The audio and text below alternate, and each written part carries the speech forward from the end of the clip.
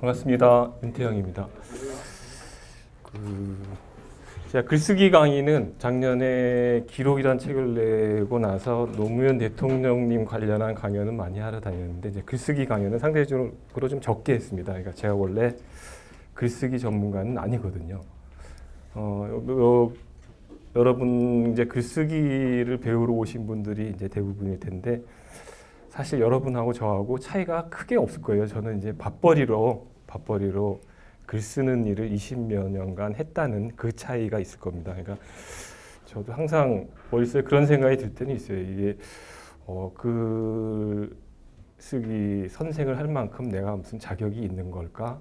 이런 생각을 많이 좀 회의를 가질 때가 있는데 어쨌든 우연치 않게 이제 글쓰기 노트라는 책을 내면서 그건 제가 이제 20여 년 동안 정치권에서 글을 쓰면서 가져왔던 경험에서 생긴 팁들을 이렇게 모아놓은 책인데요. 그 책을 내놓고 나서 또 여전히 생각이 이 글쓰기라는 게 과연 누가 누구를 가르치는 게 가능한 건가? 저는 또 뭐 이론 공부를 한 적도 없고 그래서 그런 의구심이 드는데 어쨌든 여러분들이 글을 쓰는데 조금이라도 보탬이 된다면 그거조차도 그 경험에서 나온 얘기라도 들려드리는 게 좋겠다는 생각으로 이렇게 해서 선생이라는 자격으로 섰습니다. 근데 말은 선생이지만 여러분하고 저하고 큰 차이는 없을 것이다 이런 생각을 갖습니다. 강의를 시작하도록 하겠습니다.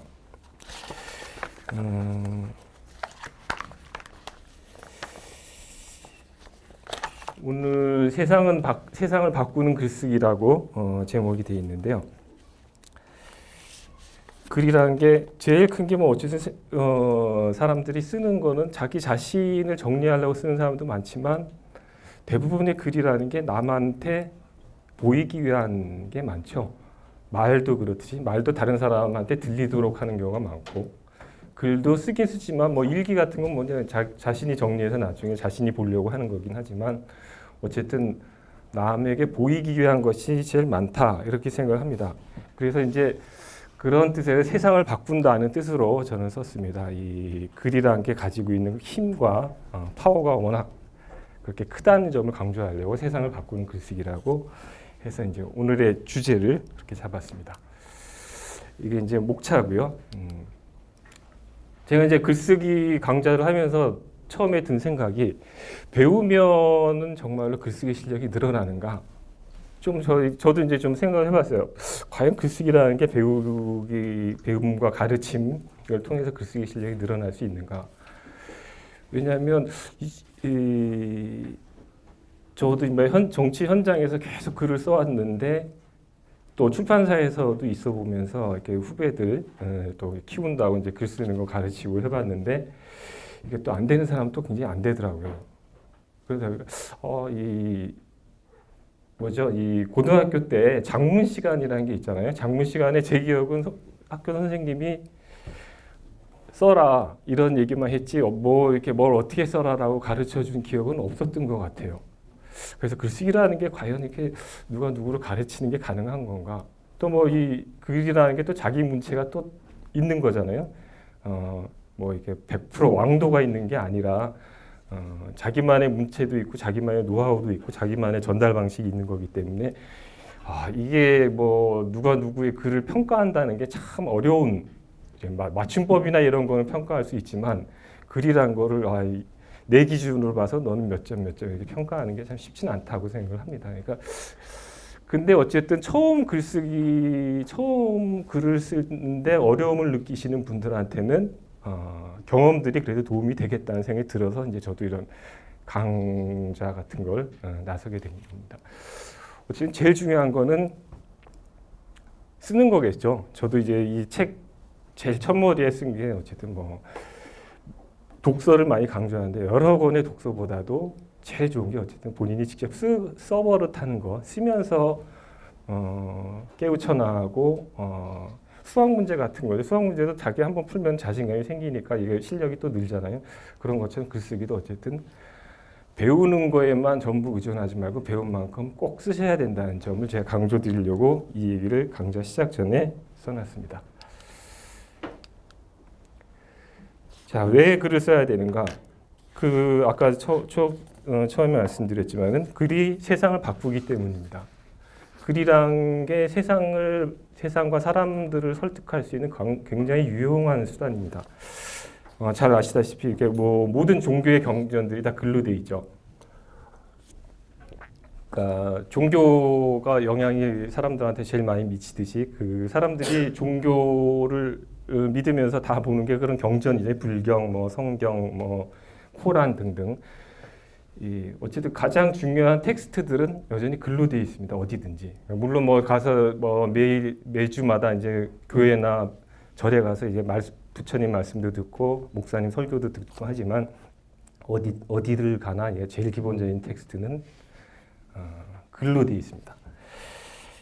또 수많은 저 같은 경우는 어린 시절에 굉장히 고전 작품들을 많이 봤는데 또 한국의 뭐 근대 문학들, 단편들 이런 것들을 많이 봤는데 이런 것들이 성장기에 큰 영향을 줍니다. 여러분도 뭐 젊었을 때 책 보신 분들은 다 그렇지만 책으로부터 받는 영향력이 어쨌든 제일 큽니다. 그렇기 때문에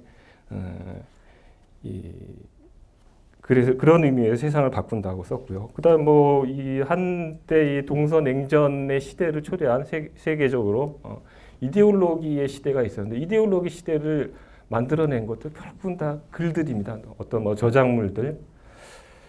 또 제가 민주화운동 영화 변호인이라고 써놨는데 우리 영화 변호인 보신 분들은 알겠지만 평범한 변호사였던 우리 노무현 대통령이 인권 변호사로 변해나가는 과정에 제일 먼저 학생들이 고문당하고 했던 그런 장면들을 보면서 이렇게 감정적으로 굉장히 깊은 느낌을 받은 것도 있지만 그 다음에 본격적으로 운동에 뛰어들기까지는 그 학생들이 읽었던 책들을 같이 읽으면서 변해나갔던 게 굉장히 컸거든요. 거기서부터 힘을 얻고 동력을 얻어서 이제 인권 변호사로 바뀌어 나가는 과정이었습니다.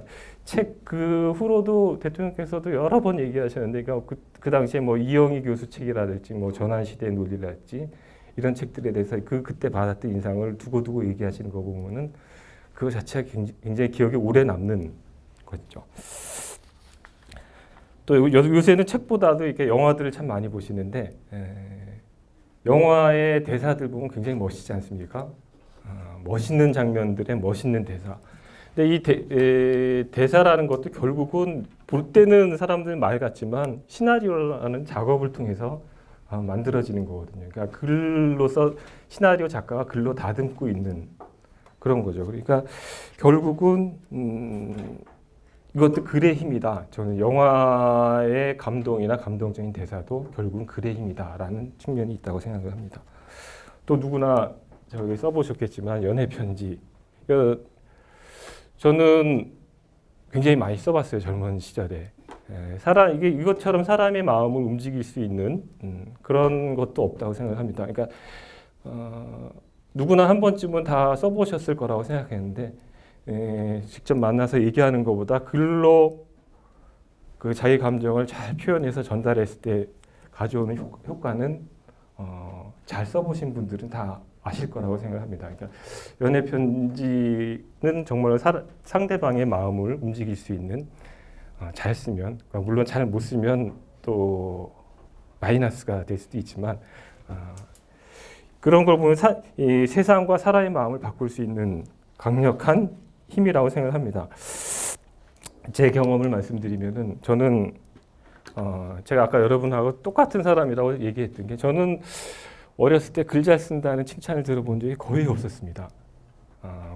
중학교 때, 고등학교 때 이렇게 뭐 백일장 하거나 그러면 상을 받아본 적이 딱 거의 없어요. 딱 한 번 뭐 이 전국 백일장 대회 때 한 번 뭐 충무공 탄신 기념 뭐 이렇게 백일장에서 한 번 글을 썼는데 그게 한 입선 한 번 했던 기억 말고는 그다음에 글 잘 쓴다고 선생님한테 칭찬받아본 적도 없고, 근데 다만 이제 글은 잘 쓰고 싶었어요. 저는 그런 욕심이 굉장히 많았는데 책을 보거나 이렇게 뭐 소설 또 책에 나오는 시 뭐 이렇게 한용운 시를 보거나 뭐 우리 때 뭐 삼중당 문고로 이렇게 보급판으로 나온 소설책들이 많았어요. 뭐 김동인 뭐 이런 사람들의 소설, 이광수의 소설 이런 거 보면은 정말로 이런 책을 써보고 싶다, 이런 글을 써보고 싶다는 욕구는 굉장히 많았어요. 근데 그게 번번이 하여튼 학교에서 내는 과제를 글로 써서 냈을 때 당첨되거나 뭐 이런 적은 한 번도 없었어요. 그래서 제가 글 쓰는 소질이 없다고 생각했는데 그것도 하나 부러웠던 게 문학의 밤이라는 게 있었어요. 요새는 그런 게 없을 텐데 그때만 해도 고등학교가 남녀가 딱 구분돼 있던 시절이라 가지고 남자 고등학교에서 이제 문학의 밤 행사를 하면은 여학생을 데리고 올 수 있었습니다. 그러면 이게 글 잘 쓰는 친구들은 시 잘 쓰는 친구들은 이게 여학생을 데리고 오는 거예요. 남학교에서 교복 입은 여학생이 들어오면 뭐 대히트죠. 그런 또 여학생을 데리고 올 만한 능력은 시 잘 쓰고 이런 사람들이 몫이었으니까 그게 얼마나 부러운지 모르겠어요. 그래서 저는 하여튼 문학 청년이 되고 싶어서 이것저것 끄적끄적 보긴 했는데 아닌가 보다 라는 생각은 하고 있었어요. 나는 아닌가 보다 이렇게 했는데 대학교 들어갈 때 이렇게 국문과라 문예창작과를 가고 싶은 마음이 있었어요. 그래가지고 제 꿈은 국문과 가서 반드시 국어 선생님이 돼가지고 여자 고등학교의 선생님이 되겠다. 이게 제 꿈이었어요. 굉장히 좋잖아요. 그 글을 쓸 수도 있고 또 왠지 좀 낭만적일 것 같기도 하고 또 글을 쓸 수 있는 환경에 그 감수성 많은 이 소녀들과 같이 이야기하면 얼마나 좋을까라는 생각으로 국문과 또는 문예창작과를 가고 싶었는데 그때만 해도 이게 뭐 부모님 분위기는 전혀 그런 쪽에 가면 이제 굶어 죽는다는 생각이 많았기 때문에 나중에 최종적으로 포기를 했습니다. 포기를 하고 그냥 취직 잘 되는 과로 진학을 했습니다. 근데 나중에 그 대학교 들어가서도 그 여고 학교 선생님이 되겠다는 꿈 포기는 하지 않았었어요. 좀 어떻게든 뭐 사회 선생님을 하더라도 그쪽으로 가볼까 했었는데 제가 이건 여담인데 한번 아르바이트를 했었어요. 그때 이제 여고생을 가르치는 과외를 했었어요. 이제 저 아현동에 있는 여고생들 한 4명 정도를 가리키는 거 했는데 그게 그때 과외를 하면은 이제 주인집이 있고 거기 이제 학생들이 모여서 하루에 이제 뭐 월수금 이렇게 뭐 2시간씩. 근데 그때 꽤 수입이 컸어요. 그래서 열심히 했는데 한번 숙제를 냈는데 안 해온 거예요. 안 해와가지고 이제 제 주인집 딸을 굉장히 야단을 쳤어요. 그랬더니 좀 있더니 다른 3명이 막 선생님한테 저한테만 원망을 하는 거예요. 그래서 좀 깜짝 놀라가지고 왜 그러냐. 전 대표로 주인집 딸을 야단치면 다른 애들이 다 알아먹겠거니 생각했는데 다른 3명이 이게 저한테 원망하는 게 왜 주인집 딸만 야단치냐. 제가 그 얘기 듣고 굉장히 놀랐어요. 그래서 이게 여고 선생님은 아무나 하는 게 아니겠구나. 라는 생각으로 그때부터 좀 꿈을 포기하기 시작해서 여고 선생님 굉장한 아주 자상하거나 아니면 아주 무심한 사람이 해야 되겠다라는 생각으로 포기를 했었습니다. 그래서 대학교 가서 이제 글을 하고는 먼 과에 진학해서 살았는데 무슨 과 하신 거예요? 저희 경제학과입니다. 그러니까 그것도 좀 기회주의적으로 졸업하면 계속 공부도 할 수도 있고 혹은 또 취직도 할 수 있는 그런 과를 좀 선택했어요. 그러다 보니까 학교 들어갔더니 이 수업이 굉장히 좀 사회과학이고 좀 재밌는 건 줄 알았더니 전부 수학이더라고요. 그래서 수학을 좋아하긴 했는데 대학교까지 가서 수학을 하고 싶지는 않았거든요. 그래서 학업에 뜻이 없어서 그랬는지 하여튼 이 학생운동의 길로 좀 빠져들었어요. 학교 수업은 잘 안 하고. 근데 어느 날 3학년 때였습니다. 3학년 때 이제 저는 이제 학생운동도 할까 말까 이제 망설이다가 3학년이 됐는데 3학년이 되면 학생운동도 굉장히 열심히 해야 되는 3학년이 제일 이제 중심이니까 열심히 해야 되는 시기였는데 그때 이제 제 친구 한 명이 다가오더니 그때는 81년이었습니다. 대학교 3학년이면 학교에 경찰들이 상주하던 때예요. 학내 이제 시위를 막기 위해서 이제 지금 말하는 전투 경찰이 2인 1조로 다니면서 이제 무슨 일만 사람들만 모이면 이제 주동자나 이런 사람을 잡아내려고 하던 시기라서 어떤 친구가 오더니 이 뭐 광주 사태도 알리고 그래야 되니까 이 유인물을 하나 써서 돌리자. 그래가지고 근데 항상 경찰이 학내에 상주하고 있었기 때문에 유인물을 돌리다가 잡히면 바로 이제 구속되고 제적되고 하는 거니까 이게 쉬운 일은 아니죠. 근데 어쨌든 그래 하자 하고 이제 마음을 먹고 3일 후에 우리 각자 초안을 써와서 여기서 만나자. 뒤 청송 우리 저 학교 뒤에 이제 숲이 하나 있었는데 거기서 만나기로 해서 3일 만에 딱 봤더니 아무도 안 써온 거예요, 글을.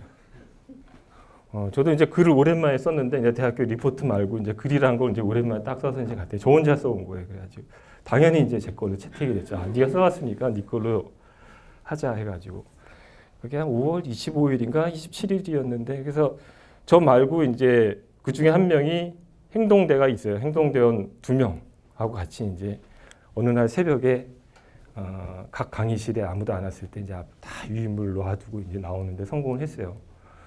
그래가지고 그걸로 끝난 줄 알았죠. 이제 그 현장에 그거야말로 현장에서 안 잡히면 이제 완전 범죄니까 끝난 줄 알았는데 애초에 제안했던 친구가 이제 무슨 좀 조직 사건에 걸렸어요. 그래가지고 나중에 7월 달에 이제 잡혀갔어요, 그 친구가. 그래서 그 친구 잡혀가도 제가 별로 걱정은 안 한 거는 그 완전 범죄로 끝난 일이 뭘 또 나올까 그랬는데 사실은 그때 이제 그 친구가 보고를 했나 봐요. 이제 유인물 누구누구랑 같이 해서 이렇게 올렸다, 돌렸다라고 성공했다라고 이제 보고를 했던 거예요. 그게 이제 자료가 다 한꺼번에 들어가면서 이제 오늘 갑자기 잡으러 왔더라고요. 이제 걔는 이제 좀 높은 조직 사건이니까 치안본부로 가고 저는 이제 서대문 경찰서로 이제 잡혀갔는데 왜 나를 잡아왔을까 가서 이제 처음에 이렇게 있는데 형사들이 얘기하는데 얘네 무슨 사건이지 하는데 한 사람이 얘기하는데 얘네 5월 27일 건이잖아. 그래가지고 제가 달력을 유심히 봤어요. 그날 무슨 일이 있었을까 했더니 그 유인물을 돌리는 사건이 있었어요. 그래서 그때 생각에 이제 계속 이제 주범을 찾으려고 이 사람 저 사람 취조를 하는데 저희가 이제 당당하게 저는 그렇게 생각을 했어요. 경찰들이 쫙 깔린 데서 유인물을 뿌리려면 굉장한 용기가 필요한 거 아닙니까? 그러니까 그런 애들이 당연히 주범일 것이라고 생각을 했어요. 근데 그래서 저는 아주 쉽게 제가 글을 썼습니다. 초안은 제가 작성한 겁니다. 그랬더니 그때 정보과 형사가 저한테 야 임마 무슨 일을 해도 글을 쓴 사람이 주범이야 항상. 제가 그때 처음 알았어요. 그러니까 당시 학내시를 아무리 주동해서 누가 모이고 5명이 해서 뭐 시위 주동을 하고 구속되고 제적돼도 주범은 그 초안을 쓴 사람이더라고요. 초안을 쓴 사람이 꼭 주범으로 제일 형량도 많이 받고 제일 오래 살다 나와야 됩니다.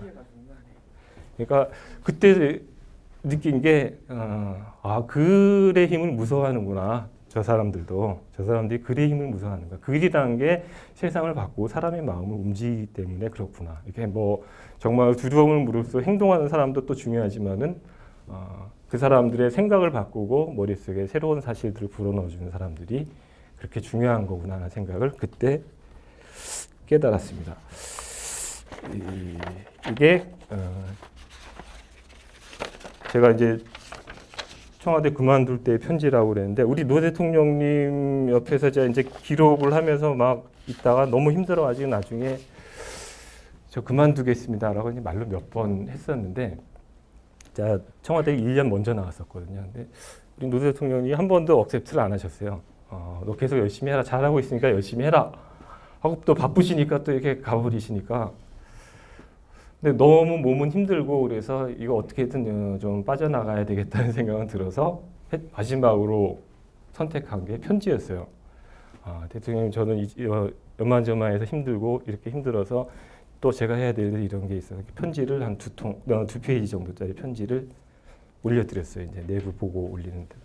했더니 편지라는 것에 아까 제가 연애 편지 얘기를 했지만 편지라는 것의 강점은 사람들이 아무도 없을 때 찬찬히 보게 돼 있어요.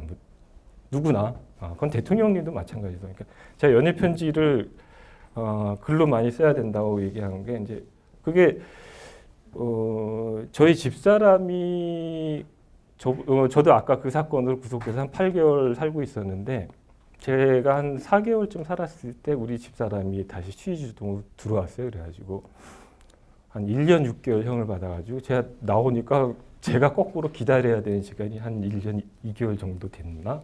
그때 이제 얼굴 면회도 안 되니까 그때 제가 매일 했던 게 이제 편지 써주는 일이었어요. 그러니까 그게 이제 굉장한 거죠. 이게 안에서는 할 일이 아무것도 없는 사람이 밖에서 이제 편지 보내준 편지 갖고 이제 읽는 게 이제 굉장히 큰 영향을 끼치게 되는 거죠. 그러니까 편지를 읽는 시간들은 대부분 이게 옆에 사람이 없을 때 조용히 읽게 됩니다. 우리 대통령님도 제가 이제 그런 사이의 뜻을 편지로 적어서 보내니까 그때 오케이를 해주시더라고요.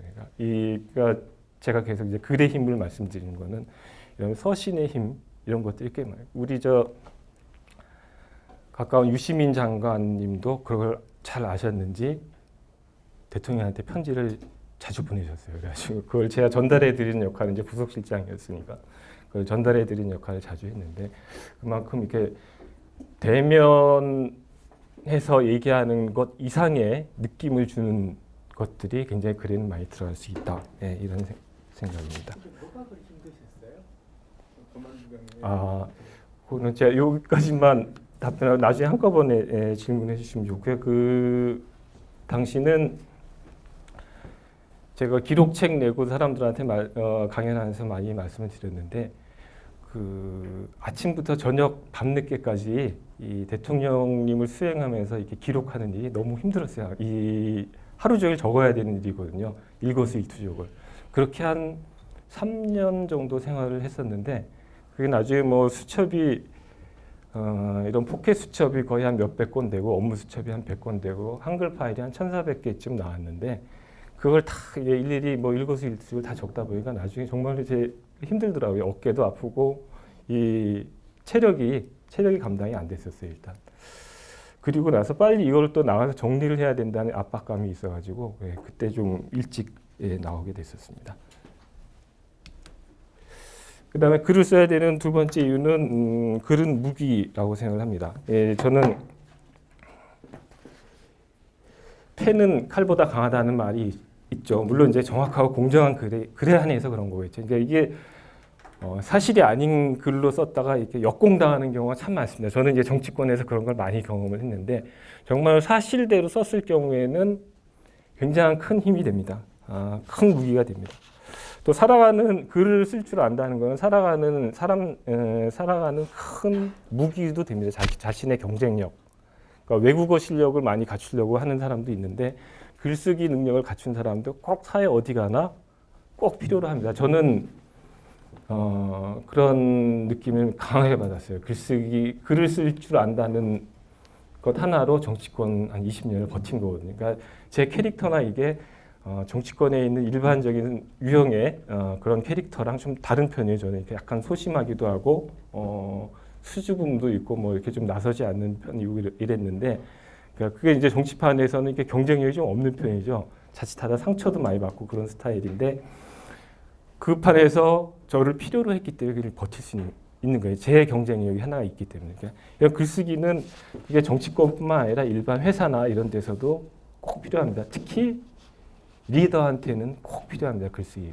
그러니까 리더가 글을 쓰는 리더면 좋지만 글을 꼭 쓰는 리더라 하더라도 옆에 그거를 정리해 주는 사람은 반드시 필요합니다. 그러니까 웬만한 장관, 그런 말이 있어요. 장관 옆에 있으면 출세하는 세 사람이 장관 수행하는 비서와 공보관, 그 다음에 총무과장인가? 하여튼 뭐 이 세 사람을 꼽는 게 있어요. 그 사람들은 다음번 승진에 굉장히 유리하다라는 얘기가 있네요. 그만큼 수행비서 못지않게 공보관이 글을 쓰는 사람이거든요. 대부분 글 쓰고 기자들을 상대하는 그런 사람들인데 그거의 중요성을 얘기해 주는 거라고 생각합니다. 그러니까 저처럼 한 20년 동안 밥벌이를 할 수도 있는 거예요. 그러니까 뭐 작가는 아니지만 글을 쓰는 걸로 먹고 살 수도 있는, 그러니까 월급 받고 생활할 수도 있는 거죠. 여기 전업 작가라고 써놨는데 다만 요즘 제가 이제 작년에 책을 처음 내고 이렇게 이번에 책도 내보고 이렇게 두 번째 책을 내면서 생각이 드는 거는 전업 작가의 길은 굉장히 힘들다. 이게 참 무시무시하게 힘들다. 그러니까 제가 계산을 해보면 제가 재작년인가 누구한테 들었는데 우리나라에서 글만 써서 먹고 사는 사람이 500명 안쪽일 것이다라고 그러더라고요. 그러니까 그때는 설마 그럴까라고 생각을 했는데 실제로 계산을 해보니까 그래요. 요새 책 10,000권 팔기가 힘든 세상이거든요. 책 10,000권 팔면 책값을 15,000원으로 계산하면은 저자 한 채 돌아가는 인세가 보통 10% 따지면은 한 1,500만 원쯤 됩니다. 그러니까 1년에 10,000권짜리 책을 파는 만 권이 팔리는 책을 쓰기는 굉장히 힘듭니다. 웬만한 사람들은. 만 권 정도 책이 팔리면 조금 지식인 사이에서는 이름, 그 사람 이름 다 알 정도예요. 그러니까 아주 잘 나가는 유시민, 뭐 공지영, 뭐 신경숙 이런 그런 부류의 사람들은 아주 하늘 높이 있는 사람들이고, 그 외에 이제 많은 작가들이 있지만 그 사람들이 1년을 먹고 살려면 한 예를 들어 한 5천만 원을 벌어야 된다. 그러면은 책 한 3만 권 이상은 팔아야 되는 거죠. 3만 권 이상. 그게 참 쉬운 일. 3만 권 이상이면 굉장히 유명해진 사람이 돼 있습니다. 그러니까 이게 또 그런 한 번 1년은 그렇다 하더라도 그 다음에 또 그런 책을 낼 수 있느냐? 그건 쉽지 않죠. 그러니까 이게 전업 작가의 일은 참 쉬운 일은 아니다라고 생각하고 있습니다. 저 같은 경우는 젊은 시절에 그 신혼초에 이제 번역 일을 많이 했었어요. 그러니까 제 글쓰기 능력에 도움을 많이 줬던 게 번역이었던 것 같아요.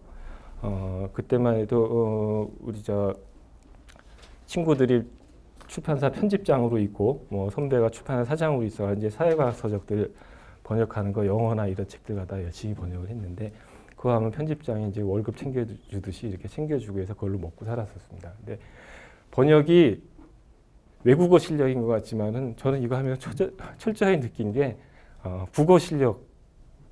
50% 이상이 저는 국어 실력이라고 생각해요. 영어나 이런 정말 보고 단어 열심히 시간이 들더라도 단어 열심히 찾으면 되는데, 이걸 어떻게 한국 사람들이 읽기 좋은 한국말로 표현해 내느냐가 번역 실력이에요.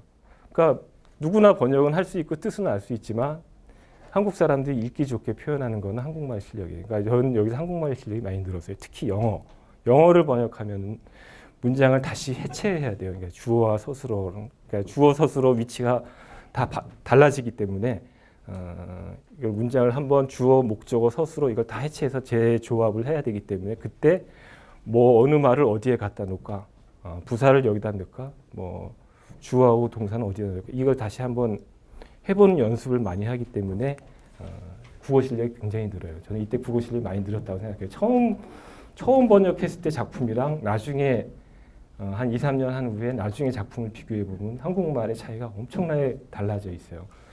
그러니까 사람들이 원문에 집착하면 한국말이 잘 안 돼요.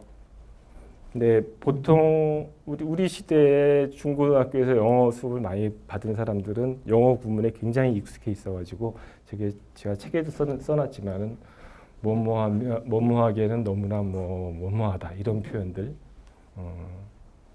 그런 이 투투 용법이나 이나프투 용법이 익숙한 이런 단어 문장들이 참 쉽게 나와요. 근데 그런 것들을 머릿속에 잊어버리고 이제 한국말만 자꾸 고치는 연습을 하다 보니까 이제 번역 실력이 늘었던 게 있습니다. 정치권에서 아까부터 잠깐 말씀드렸지만 처음 제가 정치권에 들어갔을 때 한 88년이었는데 그때만 해도 글을 쓰는 사람이 굉장히 희소했어요. 정치권에. 그러니까 고등학교 때 그렇게 듣고 싶었던 문학청년이라는 말을 정치권에 와서 들었어요. 저는. 그러니까 정치권에 글을 쓰는 사람이 거의 없으니까 저보고 이제 문학청년이라고, 거의 연설문 쓰는 사람들 거의 문학청년이라고 정치권에는 지금도 하는 풍토가 있습니다. 정치권에 갔더니 저는 대정부 질문 이런 거만 쓰면 될 줄 알았어요. 근데 보니까 온갖 글을 다 쓰게 돼요. 성명서도 쓰고 연설문도 쓰고, 그 모시는 분에게 원고 청탁이 들어와요. 에세이, 뭐 어린 시절 얘기 써달라부터 시작해서 스필도 써야 돼요. 그러니까 뭐 내 고향 7월은 청포도가 익어가는 계절이다 이렇게 시작하는 스필도 좀 써야 되고, 홍보물 카피도 써야 돼요. 이게 때만 되면 이제 의정 보고서 만들거나 선거 때 되면 홍보물 카피도 또 카피라이터도 또 돼야 돼요. 이게 왜 이 보좌진이 쓰는 게 제일 좋냐? 보좌진이 제일 잘 알아요. 그러니까 호흡을 제일 많이 하기 때문에. 제가 아까 리더한테 글 쓰는 사람이 필요하다고 한 이유가, 그걸 때돼서 외부에 글 잘 쓰는 사람한테 외주를 많이 줘요. 사람들이 혹시 좋은 글 나올까 하고 외부에 이제 명망가들한테. 근데 오는 작품들 보면은 기대에다 못 미쳐요. 왜냐하면 이 사람의 생각을 속속들이 모르기 때문에 그렇거든요. 그러니까 이 참모가 쓰면은 글 실력이 좀 떨어져도 이 사람의 의중은 거의 다 반영을 해요. 이 사람이 하고 싶은 말은 뭐다 이런 것들이. 그러니까 그래서 리더 옆에 글 쓰는 사람이 필요하다라는 말씀을 드린 건데, 온갖 글을 하여튼 정치권에서 다 써봤습니다. 그다음에 나중에 출판사의 편집 주간도 잠깐 했었고요. 그 정치권에 있다 보면은 글을 이렇게 초안을 써서 올리면은 시비를 거는 사람이 굉장히 많아요. 이건 그러니까 왜냐하면 품평을 해야 돼요. 꼭 제가 모시는 분 예를 들어 이제 당 총재급 되면은 우리 노 대통령님은 좀 덜 그러신 편인데 이제 제가 초기 야당 총재를 모신 적이 있는데 그러면 주변의 측근들을 한 7, 8명 쫙 불러 모으죠. 그러면 거기다 이제 원고를 복사해서 다 7, 8명 나눠주면은 다 이제 돌아가면서 한마디씩 하라고 해요. 강제로 시켜요. 보스가. 네, 다 시키면. 진짜 다 한마디씩 해요. 그 사람들은 와서 밥값해야 되니까 글에 대해 지적을 다 하면은 이제 리더는 그 말 다 반영해서 다시 고쳐봐 한다고요. 그러면 이 나중에 고치고 하다 보면은 처음 썼던 제 글은 없어져요. 그런 생활을 이렇게 몇 년 하니까 나중에 단련이 되는 거예요. 이 내가 쓰는 초안은 최종 작품을 위한 그냥 기본 틀. 그러니까 글이 쓰다 보면 자꾸 없으니까 그 다음에 사람들한테 보이는 스트레스 있죠. 사람들이 뭐라고 비판하고 이제 뭐 요건 이렇게 해라 이런 것들에 대해서 많이 단련이 되게 돼요. 이제 저는 그 과정을 거쳤어요. 반면에 정치권에서는 그런 건 또 있어요. 이 보람을 느끼는 거는 제가 쓴 글이 일면 톱 기사가 되는 적이 굉장히 많아요. 이게 또 다른 사람들이 느끼기 힘든 거죠. 그러니까 저는 처음에 들어와서 야당 총재를 모시고 있을 때 이렇게 원고를 써서 올리면 그분이 그대로 읽으면 그 다음날 일면에 중간 톱에 이제 제가 아이디어로 생각했던 단어들이 톱의 중간에 뽑히면 굉장히 자부심 느끼죠. 어디가 자랑도 하고 싶고. 근데 이제 대신 미안함이 있어. 이게 과연 이만큼의 가치가 있는 걸까? 이거보다 더 힘들게 사는 사람들이 많고 힘들게 사는 사람들 얘기가 있는데 내가 몇 시간 생각해내서 한 게 이만큼 큰 활자로 뽑혀 나온단 말이야. 그러니까 정치권에 상대적으로 이 신문이나 이런 게 차지하는 비중이 높죠. 지금은 인터넷 언론이 많기 때문에 그 경중이 잘 안 가려지는데 옛날 종이 신문들 보면은 일면 그 글자 크기나 이런 것들이 굉장히 차이가 크잖아요. 그러니까 사회면하고 그랬던 적이 있었습니다. 어쨌든 글이란 건 밥벌이의 수단이기도 하고 세상을 살아가는 무기다라고 생각을 합니다. 세 번째가 글은 또 자신을 바꾸는 수단이기도 합니다. 저는 이런 얘기를 자주 하는데 세상에 말 잘하는 사람과 글 잘 쓰는 사람이 있다. 근데 말 잘하는 사람이 글도 잘 쓰기는 쉽지 않다. 그러니까 말을 잘하는 사람이 글쓰기를 배워가지고 글 쓰는 게 쉽지 않은데 글을 잘 쓰는 사람이 말을 하는 기는 조금 더 노력하면은 갈 수 있다라고 생각을 합니다. 왜냐하면 정리하는 버릇이 있어요. 머릿속에. 항상 정리하고 뭐 말을 하기 전에 자기 글로서 정리하는 습관을 많이 들여놓으면은 딴 데 가서 얘기할 때 그 정리된 대로 얘기를 할 수 있으니까. 제가 기록이라는 책에 노 대통령이 말씀으로 김대중파와 이영희파라고 써놨는데 노 대통령님이 김대중파와 이영희파 중에 어떤 사람들이 세상을 더 바꾸는 큰 힘일까라는 이제 이런 의문부호를 달아서 얘기하셨던 적이 있는데 김대중파라는 것은 물론 이게 말을 잘하는 사람을 뜻하는 거고요. 이영희파라는 건 이제 당신이 아까 처음 인권 변호사로 바뀌었을 때처럼 글을 잘 쓰는 사람. 우리 노 대통령님 참고로 말씀드리면 김대중파에 속해 있었던 분인 것 같아요. 말을 굉장히 잘하시니까. 근데 끝없이 지향하신 게 이영희파가 되려고 노력을 굉장히 많이 하셨어요. 이제 글을 잘 써서 사람들을 설득시키겠다는 이게 굉장히 강하셨어요. 왜 특히 우리 노 대통령님 같은 경우는 이게 지역적 지지 기반이나 이런 게 특별히 없고 그다음에 오랜 동안 정치를 해와가지고 자신을 지지하는 지지층이 이게 견고하지가 않다 보니까 사람들 얘기하고 자신의 정책을 설명하고 자신의 철학을 설명할 때 이게 그걸 받쳐주는 그룹이 참 만만치는 않았을 때 언론하고 계속 이제 또 갈등 관계에 많았었기 때문에 그래서 재임 중에도 생방송으로 되는 연설을 굉장히 좋아하셨어요. 직접 국민들한테 얘기할 수 있는 기회면 모조리 오케이 하셔가지고 생방송 100분 토론이든 생으로 연결되는 기자회견은 굉장히 준비도 많이 하시고 그러셨어요. 그런 것처럼 이 마지막 순간까지도 글 쓰는 비서들 옆에라도 글 쓰는 사람에 대한 총애가 굉장히 좀 심했어요. 다른 수석실에서 질투를 할 정도로. 그러니까 글로써 세상을 바꿔야 되겠다는 생각, 글로 깨어있는 시민을 만들어야 되겠다는 생각이 굉장히 강하셨어요. 당신이 의지할 수 있는 수단이라는 게 거기에 있었기 때문에 굉장히 그 글에 집착을 많이 하셨던 편입니다. 그 아까 말씀의 연장선상이지만 주산 잘하는 분들 나중에 속셈 하잖아요. 머릿속으로 암산. 암산하는 게 다 머리에 주산을 튕기듯이 하면서 하는 거잖아요. 그러니까 글을 잘 써버릇하면 머릿속에 글 정리하듯이 말을 만들어서 하게 됩니다. 자꾸 해버릇하면. 제가 처음 대변인 시작했을 때 대변인을 저한테 2003년 처음에 시키셨을 때 제가 왜 저를 시키지라고 제가 깜짝 놀랐었어요. 그러니까 제가 말이 뭐 청산 뉴스도 아니고 무슨 촌철살인이 있는 것도 아니고 대통령께서 저를 시키셨어요. 그러니까 뭐 마지막 시키는 날까지도 저한테 얘기도 안 하고 이제 그냥 시키셨는데 나중에 생각하니까 그런 게 있어요. 그러니까 글을 쓰는 사람이라면 자기 생각을 정리해서 얘기할 수 있을 것이다. 이런 신뢰가 있었던 것 같아요. 그러니까 실제로 대변인을 해도 그러니까 대변인이 전부 말로 하는 것 같지만 실제로 발표문이나 이런 거는 자신이 정리를 해서 나가요. 글로. 그다음 문장을 만드는 것도 그렇고. 그다음 뭐 여러분 뭐 화면에서 보면은 이게 싱크라고 그러는데 이제 이 TV 기자가 이제 한 꼭지에 뉴스를 보도할 때 기자가 계속 얘기하면 재미가 없거든요. 그래서 꼭 대변인이나 누가 하는 말을 싱크라고 해서 따서 넣습니다. 한 10초 정도는. 그거 별로 의미 없는 때도 많은데 꼭 넣어야지만 이게 기사가 좀 풍부해 보여요. 그래서 그걸 꼭 땁니다. 대변인 보고 말을 따는데 그게 그냥 아무렇게나 막 하는 말이지만 대부분 문장을 정리해서 이렇게 카메라 앞에 서가지고 읽는 거거든요. 그러니까 읽거나 외워가지고 읽는 게 많은데 그러니까 그것처럼 대변인도 순말로 하는 것 같지만 사실은 글이 바탕이 되고 있습니다. 어쨌든 자기 생각을 정리정돈하는 데는 글만한 게 없는 것 같습니다.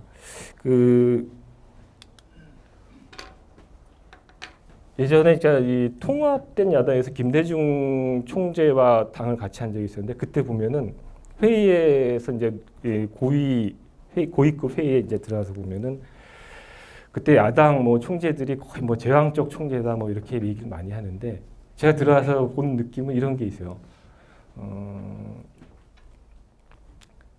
김대중 총재가 얘기하시는 대로 다 결론이 많이 나요. 실제로. 근데 그게 왜 그러냐고 따져보면은 김대중 총재는 그 전날 회의 자료를 받아요. 그러니까 총재니까. 근데 사실은 그 최고위원들한테나 이제 부총재들한테도 자료들이 많이 가는데 부총재들은 대부분 이제 사람 만나기 바쁘고 그런 탓도 있는데 김대중 총재 같으면 그 자료를 꼼꼼히 다 보고 메모를 다 해오시는 거예요. 아침 회의 때. 회의에서 얘기할 때 보면은 한 번이라도 더 고민하고 메모를 해온 사람이 논리가 앞서는 거예요. 항상. 그러니까 자기 정리를 항상 해오는 사람들은 회의에서 말도 많이 하고 두각을 나타낼 수 있는 거죠. 저도 이게 노 대통령이 선거 캠프 때 참모 회의를 하면은 거기도 제일 말을 많이 한 사람들이 이광재, 안희정 씨예요. 왜냐하면 저는 난 왜 저 사람들처럼 할 말이 없을까 이렇게 생각했는데 그게 고민의 깊이가 다른 거예요.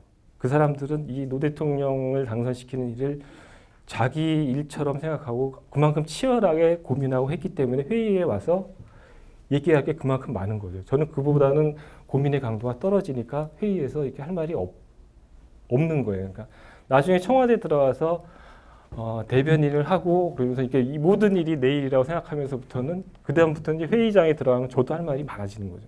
그만큼 이제 고민의 깊이가 저도 깊이 하다 보면 남들 앞에 얘기할 것도 많아지고 제 논리도 강해지고 하는 그런 측면이 있습니다.